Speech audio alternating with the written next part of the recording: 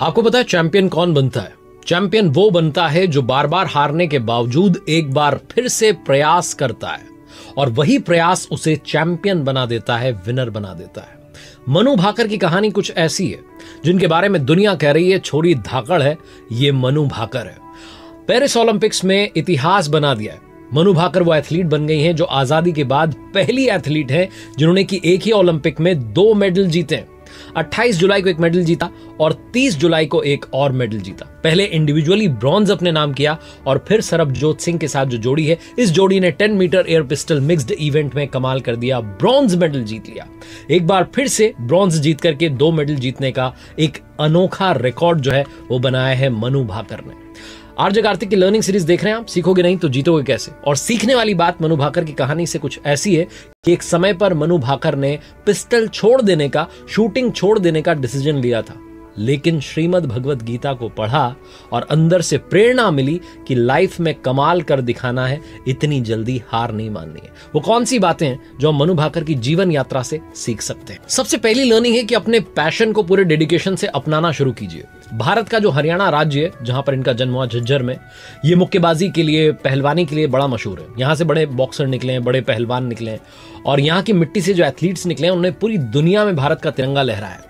ये जो कहानी शूटिंग गर्ल मनु भाकर की है, इनकी कहानी कुछ ऐसी कि इन्होंने हर तरीके के खेल में जो है पार्टिसिपेट किया। स्कूल के दिनों में टेनिस खेला करती थी, स्केटिंग में पार्टिसिपेट करती थी, बॉक्सिंग तक में इन्होंने पार्टिसिपेट किया, मार्शल आर्ट में इन्होंने पार्टिसिपेट किया, लेकिन फाइनली इन्होंने गोल बनाया शूटिंग को और शूटर बनकर के इन्होंने कमाल कर दिया। मनु भाकर का एकमात्र लक्ष्य था कि मुझे शूटिंग में आगे जाना है और ओलंपिक्स में मेडल जीत करके दिखाना है। 2 मेडल जीत करके एक कमाल का रिकॉर्ड जो है मनु भाकर ने बनाया। लेकिन उसके पीछे का रीजन सिर्फ ये है कि जो उनका गोल था, जो उनका पैशन था, उसको पूरी लगन के साथ उन्होंने फॉलो किया। दूसरी लर्निंग जो कि मनु भाकर की लाइफ जर्नी से मिलती है, पॉजिटिव अप्रोच बना करके रखिए।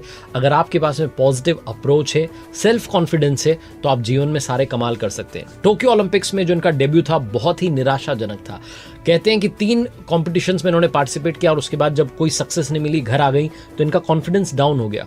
इनके खेल के फ्यूचर को लेकर के बहुत सारे सवाल उठने लगे और इनको लगा कि मैं पता नहीं ये खेल अब मैं आगे कुछ कर भी पाऊंगी कि नहीं। मुझे लग रहा था कि मैं पिस्टल छोड़ देती हूँ, ऐसा कहती है मनु कि मुझे लगा कि मैं पिस्टल छोड़ देती हूँ, शूटिंग छोड़ देती हूँ, आगे जो है कुछ और करूंगी। लेकिन तब इन्होंने श्रीमद् भगवत गीता से प्रेरणा ली। जब ये श्रीमद् भगवत गीता पढ़ती थी तो इन्होंने आत्मविश्वास को बनाए रखा और इन्होंने सीखा कि कठिन समय में अगर आप पॉजिटिव अप्रोच से आगे बढ़ते हैं, आत्मविश्वास बनाए रखते हैं, तो आपकी मेंटल पीस, जो मेंटल पावर है, वो भी बढ़ेगी, आपको मानसिक शांति मिलेगी, मानसिक शक्ति मिलेगी और आप बड़ी बड़ी चुनौतियों का सामना कर पाएंगे। तो मनु भाकर कहती हैं कि श्रीमद् भगवत गीता ने उन्हें लाइफ में इंस्पायर किया और आगे बढ़ने की प्रेरणा दी। आपको याद होगा कि जो महाभारत का युद्ध था वो कुरुक्षेत्र में लड़ा गया था और कुरुक्षेत्र भी हरियाणा का ही हिस्सा है। हरियाणा में ही पली बड़ी हैं मनु भाकर। उन्होंने श्रीमद् भगवत गीता से प्रेरणा ली और कमाल कर दिखाया कुछ ऐसा कि दुनिया करना चाहे आज उनके जैसा। तीसरी बात जो मैंने सीखी है मनु भाकर से वो ये कि लाइफ में आपको 100% तो देना पड़ेगा। 100% जब तक आप कंट्रीब्यूट नहीं करेंगे आपको 100% सक्सेस नहीं मिल सकती। उनकी जो मम्मा है सुमेधा भाकर जी, वो कहती हैं माता जी कि वो बेटी को डॉक्टर बनाने का सपना देख रही थी, लेकिन छोटी सी उम्र में मनु ने शूटिंग का रास्ता चुना और वो किराए की पिस्टल लेकर के अपना पहला टूर्नामेंट खेलने के लिए गई। तो आप सोचिए कि जो किराए की पहली पिस्टल लेकर के टूर्नामेंट खेलने के लिए जाती हैं, वो कितने 100% अप्रोच के साथ आगे बढ़ी होंगी कि उन्होंने पेरिस ओलंपिक्स तक का रास्ता तय किया और सिर्फ रास्ता ही नहीं बल्कि वहां पर सक्सेस हासिल किए। पहली एथलीट बनी है जिन्होंने कि 2 मेडल जीते हैं।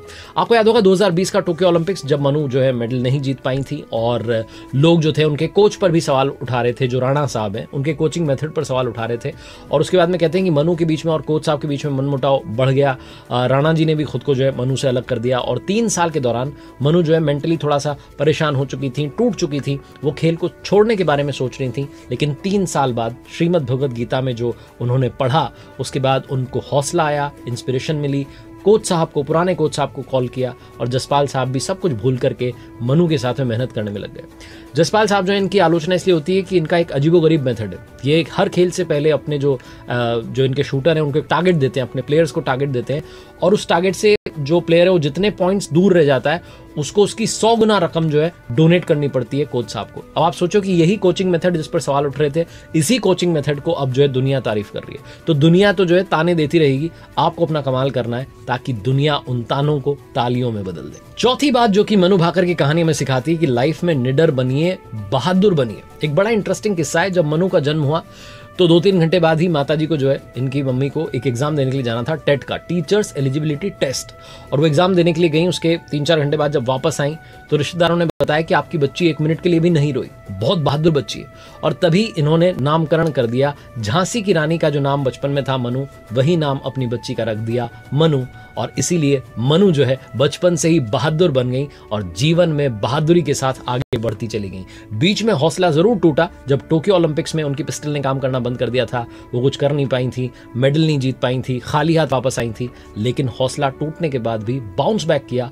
उन्होंने अपने शास्त्रों का सहारा लिया, शास्त्रों को पढ़ना शुरू किया और श्रीमद् भगवद गीता ने उन्हें युद्ध लड़ने की प्रेरणा दी, जीवन के युद्ध को लड़ने की प्रेरणा दी कि कैसे आपको सारे संकटों को पार करना है और जीत के दिखाना है। वो प्रयास जो मैं शुरू में आपसे कह रहा था कि विनर वो बनते हैं जो एक बार फिर से प्रयास करते हैं, वो प्रयास करके दिखाया मनु भाकर ने, बहादुरी का रास्ता चुना। 5वीं लर्निंग जो कि मनु भाकर की कहानी में सिखाती है, ड्रीम्स देखते रहिए, सपने देखिए और उन्हें पूरा करने की ताकत लेकर के आइए। काफी लोग कहते हैं कि मैंने सपना तो देख लिया लेकिन ताकत कहां से आएगी? वो शक्ति, वो ताकत आपके अंदर है। कई बार हम खुद अपने आप को कम आंकना शुरू कर देते हैं। मनु जो है पहले छोटे लेवल की जो कॉम्पिटिशन्स हैं उनमें पार्टिसिपेट करती थी और उसके बाद वो इंटरनेशनल लेवल पर अपनी यात्रा करने लगी। उन्होंने जो छोटे छोटे सपने देखे थे उनको बड़ा बनाया और उनको साकार किया। अगर आप ड्रीम्स को सीरियसली लें तो उन्हें पूरा करने के लिए आप सच में मेहनत करें तो आपको सक्सेस जरूर मिलेगी। 2017 में मनु भाकर ने केरला में नेशनल चैंपियनशिप में 9 गोल्ड मेडल जीत करके एक नया रिकॉर्ड बनाया था। और उसी साल जो एशियन जूनियर चैंपियनशिप थी उसमें भी उन्होंने सिल्वर अपने नाम किया था।